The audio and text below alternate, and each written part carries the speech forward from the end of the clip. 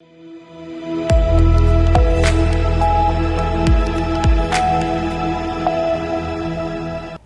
मैं हूं रत्ना और आप देख रहे हैं सी न्यूज भारत। रुख करते उत्तर प्रदेश बुलेटिन की ओर। बात होगी बांदा की, जहां बुंदेलखंड को अलग राज्य बनाने की मांग को लेकर कार्यक्रम आयोजित किया गया। साथ ही बात होगी कन्नौज की, जहां होली मिलन समारोह का आयोजन किया गया।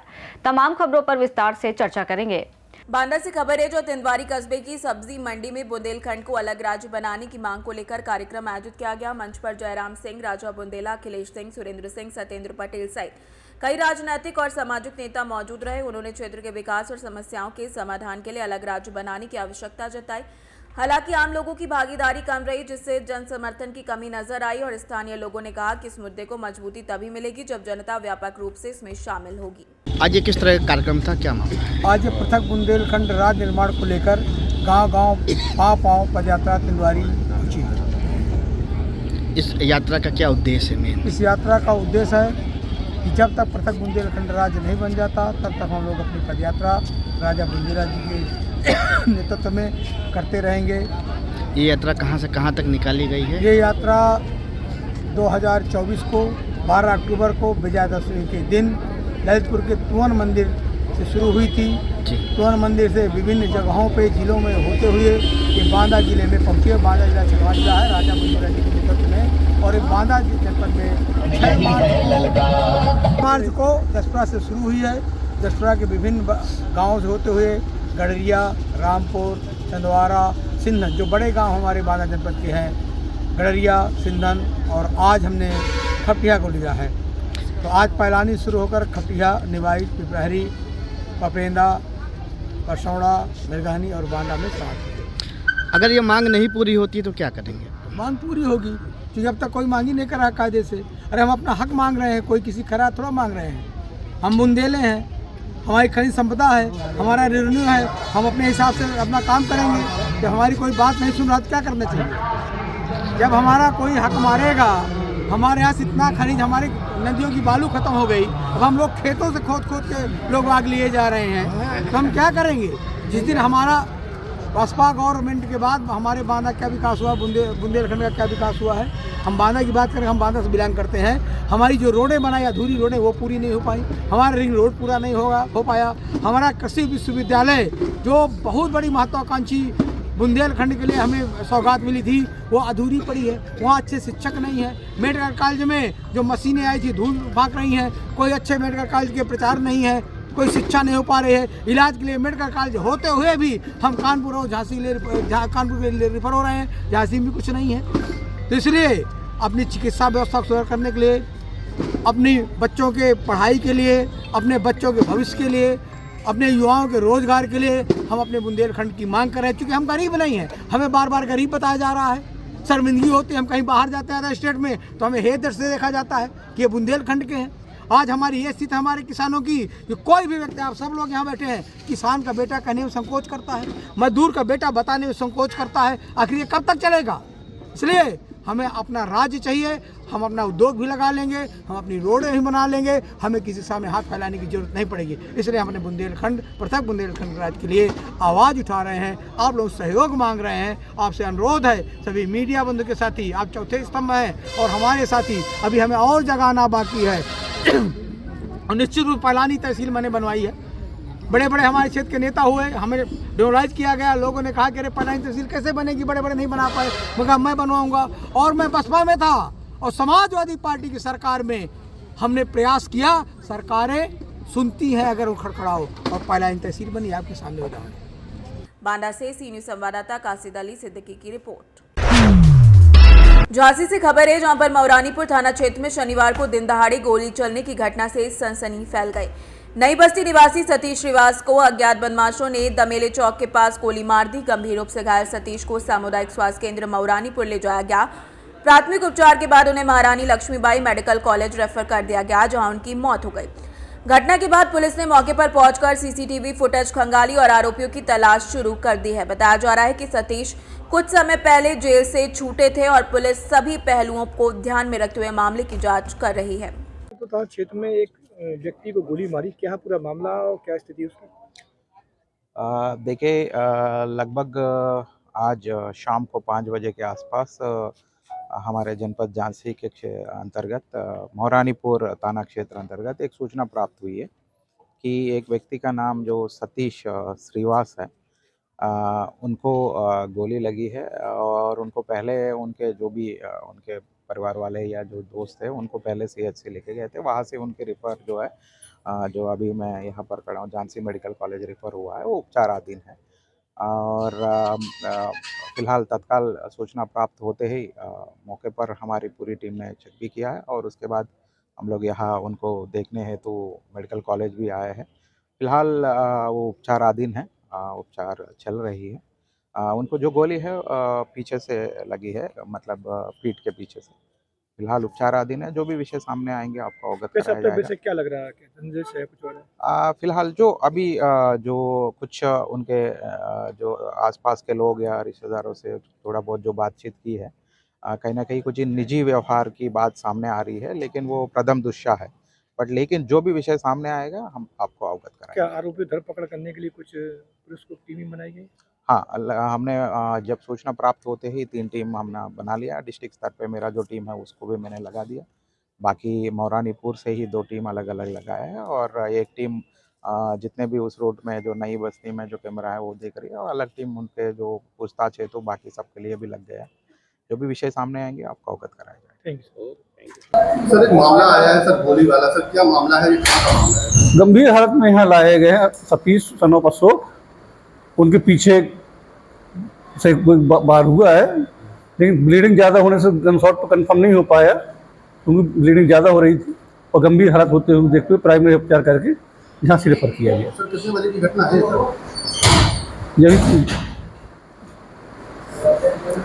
देखिए हमारे झांसी से सी न्यूज संवाददाता चंदू राइन की रिपोर्ट। कन्नौज से खबर है जो रोमा स्मारक में होली मिलन समारोह का आयोजन किया गया, जिसमें मुख्य अतिथि मंत्री असीम अरुण ने लोगों के साथ होली की खुशियां साझा की और मंच पर थिरकते नजर आए। उन्होंने कहा कि होली आपसी बैर मिटाने और बुराइयों का दहन करने का संदेश देती है। समारोह में कवियों ने काव्य पाठ किया, बच्चों ने रंगारंग नृत्य प्रस्तुत किया और फूलों की होली खेली, जिससे पूरे कार्यक्रम में उत्साह और उल्लास का माहौल बना रहा। इस अवसर पे हम सब कन्नौज वासी आज एकत्रित हुए और होली के रंग में हमने कुछ हंसी मजाक किया, कुछ नृत्य संगीत देखा और साथ साथ राधा कृष्ण का रूप भी हमारी बच्चियों ने धरा और सबको मोहित किया।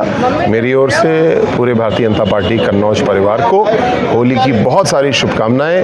ये त्यौहार आपसी बैर भाव दरारें भूलने का, उनको होलिका में दहन करने का त्यौहार है और उसके बाद गुजिया की मिठास और सब रंग को एक साथ एंजॉय करने का त्यौहार है। इसी भाव के साथ हम सब ने त्यौहार को मनाया। मेरी ओर से बहुत बहुत बधाई, शुभकामनाएं। कन्नौज से सी न्यूज संवाददाता महेश गौड़ पप्पू की रिपोर्ट।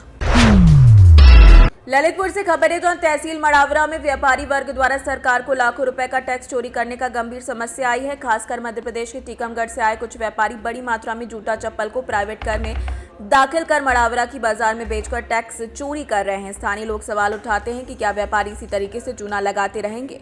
चर्चा का मुख्य विषय यह है कि विभागीय अधिकारी और परिवहन विभाग इस प्रकार के वाहन और व्यापारियों पर क्या कार्यवाही करता है। क्या इनकी लापरवाही के कारण राज्य सरकार के राजस्व को भारी नुकसान हो रहा है। ललितपुर से सी न्यूज संवाददाता राकेश कुमार वैद्य की रिपोर्ट। महाराजगंज से खबर है जो नौतनवा नगर के गांधीनगर इलाके में एक सनसनीखेज घटना सामने आई, जहां किराए के मकान में रह रहे एक व्यक्ति ने अपने 2 मासूम बच्चों के साथ आत्महत्या कर ली। घटना से पूरे क्षेत्र में हड़कंप मच गया है। जानकारी के अनुसार मृतक की पत्नी सशस्त्र सीमा बल में कार्यरत है। बताया जा रहा है कि पत्नी के ड्यूटी पर जाने के बाद पति ने पहले दोनों बच्चों को जान से मारने की कोशिश की और उसके बाद उसने अपनी जान दे दी। बता दें कि घटना की जानकारी मिलते ही मौके पर एसएसबी और पुलिस के उच्चाधिकारी पहुंचे और मामले की जांच की जा रही है। महाराजगंज से सी न्यूज संवाददाता श्रवण की रिपोर्ट।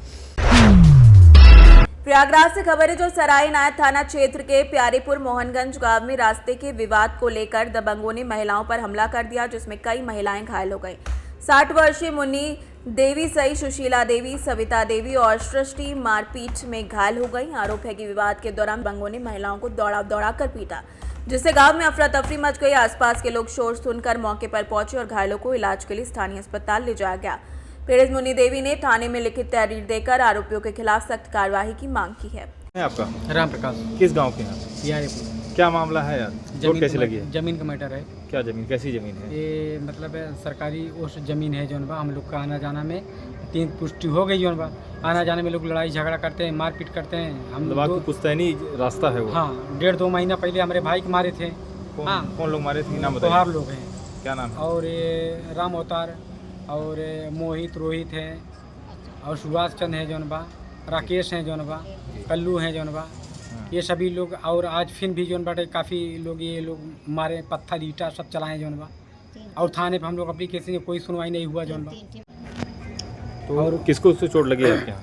हमारे मतलब माता जी के लगे हैं हाथ में, और उसके बाद हमारे औरत के लगे हैं जो छोटे छोटे बच्चे, उसके लगे हैं भाई के औरत, उसको भी मारने लगे वाले हैं। का नाम बताइए, कौन कौन थे? मारने वाला राम अवतार है, मोहित रोहित है जौन बा, राकेश है, कल्लू है जौन बा।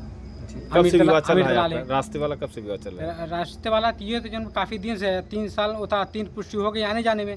और ये 2-3 महीना 4 महीने से झगड़ा जम के लोग कर रहे हैं जौन बा, मारने पीटने में जौन बा। क्या वो मतलब वहाँ कोई निर्माण कर रहे हैं? कैसे ही आपका रास्ता रोक रहे हैं वो लोग? नहीं, रास्ता तो रोकते हैं जौन, तीसरे चौथे रोज लड़ाई झगड़ा होती है जौन, वो लोग रोज धमकियाते हैं जौन बा, और बंद कर देते हैं जौन बा, कचड़ा बहा देते हैं, ये सब काफ़ी जौन बाटे रोक देते हैं जौन बा। अच्छा, इनका जोड़ तो कई बार जो है आपका विवाद हो चुका है? हाँ, कई बार हुआ जौन बा। पुलिस काफ़ी प्रशासन तरफ से कोई कार्रवाई नहीं थाने हुई? पे हम लोग थाने पे जब जाते हैं कोई सुनवाता नहीं जौन बा, थाने पर तो कोई सुनवाई नहीं। क्या चाहते हैं आप? हम मतलब चाहते हैं कि हमारा कोई रास्ता फाइनल हो जौन बा, हम लोग आने जाने में नहीं वो करते जौन बा। तो उनके खिलाफ कार्रवाई चाहते हैं आप? हाँ, और ये लोग काफ़ी लोग हैं जौन बा, हम लोग 2 ही लोग हैं, सराय नाई थे। मेरा नाम ओम प्रकाश है। किस गांव के हैं आप? हम प्यारेपुर के हैं। क्या मामला है, कैसे चोट लगी लोगों को?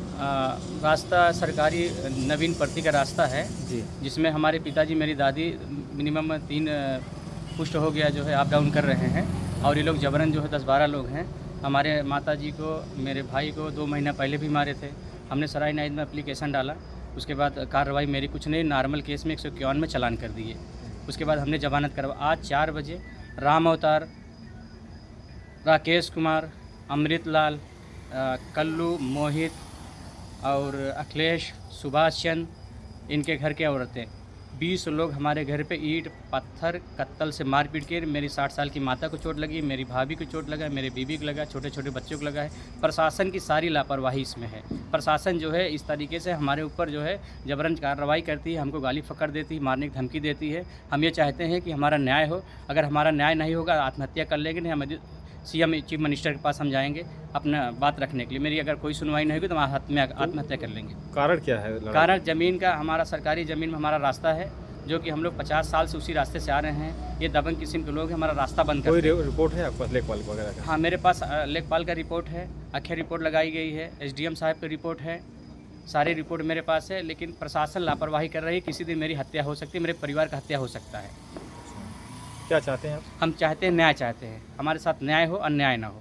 अभी जो आज आपका मामला हुआ है उस संबंध में आप तहरीर दिए थाने में? थाने पे तहरीर दिए है। पुलिस वाले कह रहे हैं कि जो है आपको चोट लगी है, उनको भी लगी, हम आके थाने घर पे आपके आके देखेंगे, जांच करके? जांच करेंगे। लेकिन मेरी माता का हालत ख़राब है, वो मर सकती है। अच्छा, जांच सूचक गाली पासी चमार मादा चौथ भोसड़ी के मर्डर कर देंगे। उनका एक लड़का है रामबली, जो कि अभी पैरोल पे छूट के आया था, वो धमकी दिया है अगर हम दोबारा छूट के आएंगे सारे लोगों को जला के राख कर देंगे।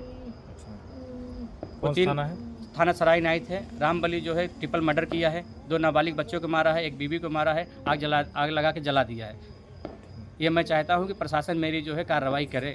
प्रयागराज से सी न्यूज़ संवाददाता रणविजय की रिपोर्ट।